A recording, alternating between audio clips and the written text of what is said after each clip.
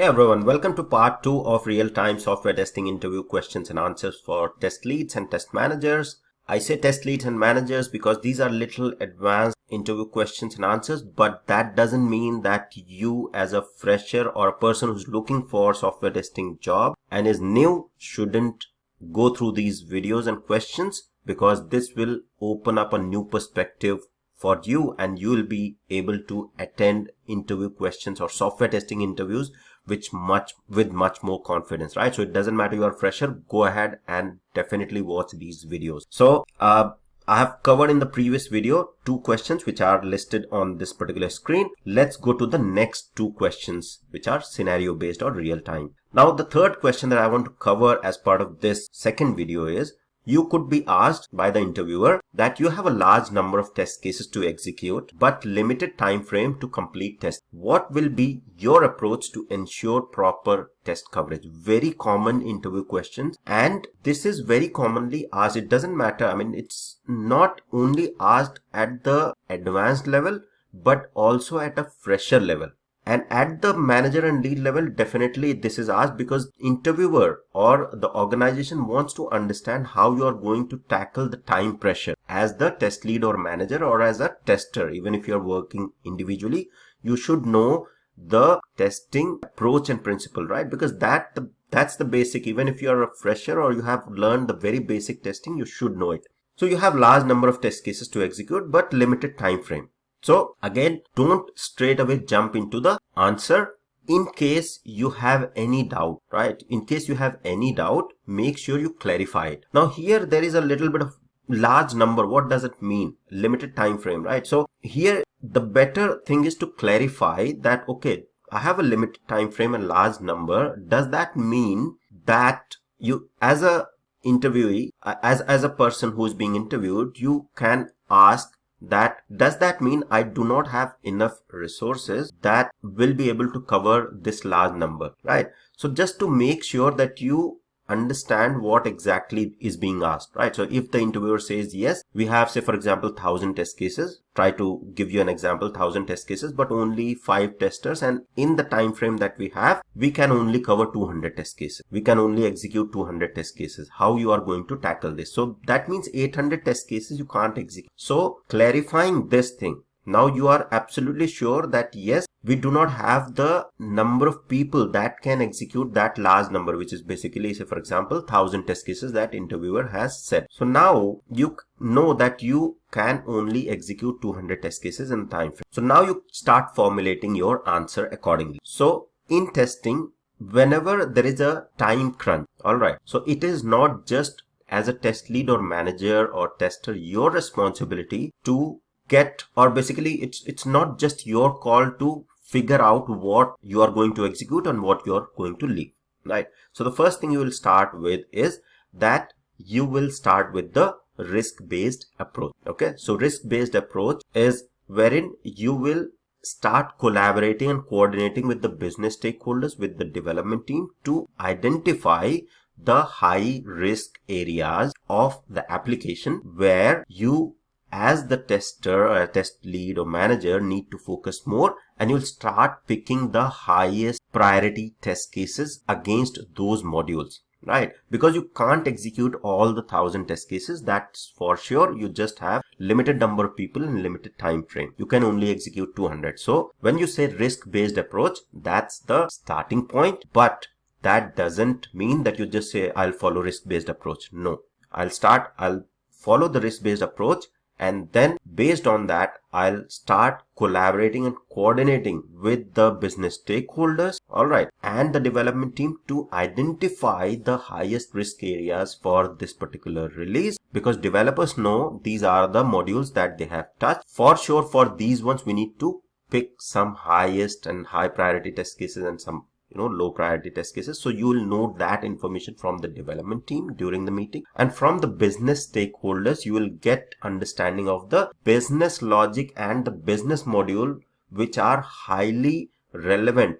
That definitely doesn't matter developer has touched those or not, they are for sure need to be tested, right? When we say tested, the highest module or the happy path flow for the critical business scenario that need to be executed. So collaboration, communication with the key business stakeholders plus the developers to identify the modules and the scenarios that need to be executed. Based on that, I'll start picking the highest and high priority test cases first. If there is still bandwidth, I'll start picking the highest priority test cases from other modules as well, which might got have impacted. And that's how I'll start formulating the suite that I'm going to go ahead and execute. So as soon as I'll reach the required amount of test cases that provide sufficient coverage that everyone is happy, the business stakeholder is happy that yes, this is good enough for the coverage of this particular release. We know we can't execute all 1,000, but this is good enough to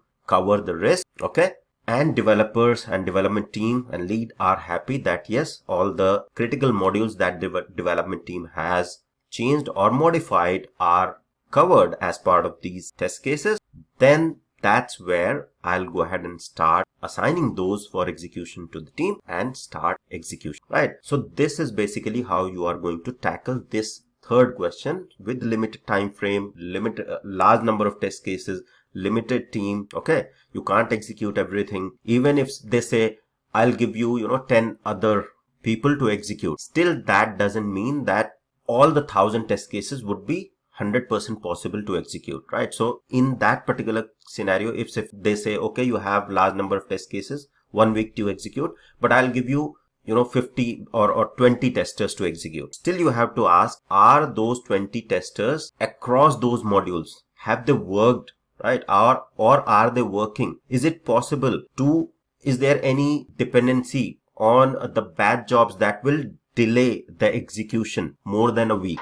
Okay. So still there are a lot of questioning that you need to do, but on a higher level, whatever I have explained in the first part is that you have limited time frame, risk-based approach, coordinating with developers and business stakeholders to get the key modules, adding the test cases accordingly, getting approval from the key stakeholders, and then going ahead and executing. That's how you are going to execute to get the proper test coverage. Okay. On the similar note, there could be another question that the interviewer might ask. Okay, I'll give you these many more resources, then what will you do? Still you have question that are these resources, will they require or will they need the ramp up? Are they across those modules? Because anyone new will need time to learn, right? So it doesn't matter if they give you 20 people, they are new and they don't know anything about the module, they'll need time to understand. So still you won't be able to do it. So the better approach is to risk-based it and then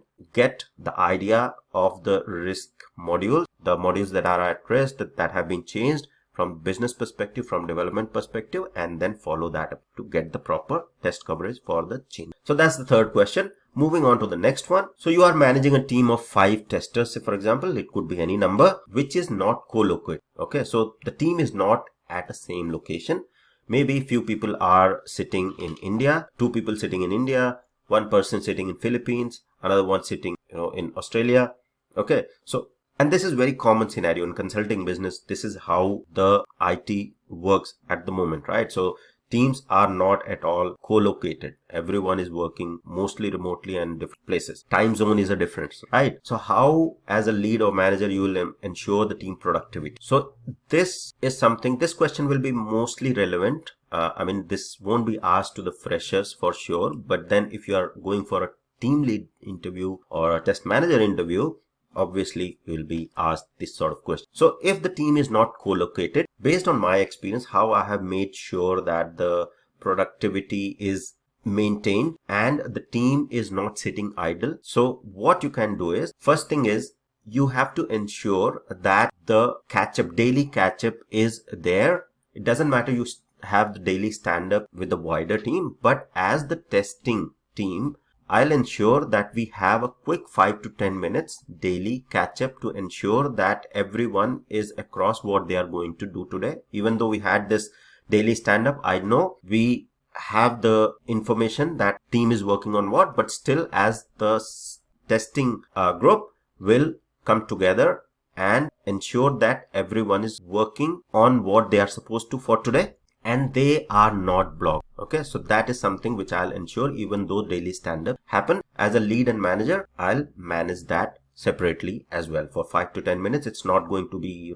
hours, because that's again loss of productivity. So you have to make sure that you do not take too much time in those meetings. The second thing is the meeting time, or will try to have maximum time that is overlapped. So if there are different time zones, I'll try to have my team members. So for example, there is a time zone difference. I'll talk to my team and ensure or ask them if they are comfortable starting in a particular time frame, so that since there is a time zone difference, the maximum overlap is there in terms of everybody working together. So if, say for example, usually people start from 9 to 5, and if they start from 8 to 4, say for example, there'll be 1 hour more overlap. I'll ask the team if they are comfortable, can they start at 8 and finish at 4, right? So we get more overlap working together, and mostly team is fine because you are not dragging them, right? You are not basically asking from 8 to 5. You are basically saying you start 1 hour early and finish 1 hour early. So that's the second approach I'll take. It's more of request, no pressure. The third thing is you have more overlap time. So third thing is more collaboration. So we'll ensure that nowadays a lot of collaboration tools, Teams and other chat tools are available. So in case anyone is stuck on any of the details, we'll collaborate and ensure that the whole testing team is helping each other and everyone is progressing on the task that they should be doing on that particular day. Fourth thing is that very, very important thing as a lead and manager. Say for example, I'm ahead 3 hours. So once I go ahead and log off, my other team, the team members that are in other time zone, in case they got stuck during that time frame, so first thing is I'll be flexible to go ahead and take the calls in case there is something very urgent and immediate, but that is the last resort that I'll take. Okay, make sure you mention this. Prior to that, I'll ensure that first thing is they have the enough work in the plate, and in case they get stuck with something on that particular day, when the person who is supposed to answer, development team is not there to answer those queries, then do they have some backup work in the plate, right? So ensuring the pipeline of work, right? So the runway, if they get stuck with one of the tasks, do they have something else on the plate that they can go ahead and pick, right? So I'll ensure as a lead and manager that everyone, because we are not co-located, we are not working in the same time zone, we'll ensure the maximum overlap of the time zone, and then we'll also ensure that there is a runway and backup for every team member. In case they get stuck with something, they can pick up something else, so that next day there is still progress on the assigned tasks and the activities that are there to ensure the release of the deliverable, right? So that's some of the points that you can mention as the lead and manager and incorporate that into your team to ensure your team productivity, right? So this is how you are going to answer this fourth question, how you're going to manage a team of 5 testers which is not co-located. Couple of things, and there could be many more points that you can add, but I think this is more than enough to go ahead and answer. This will give an indication to the interviewer that you actually have done these sort of management while managing onshore, offshore, and different time frame for your testing. Okay, so that's all for this video. In the next video, I'll come up with some more real-time and scenario-based software testing interview. Thank you. See you in the next one.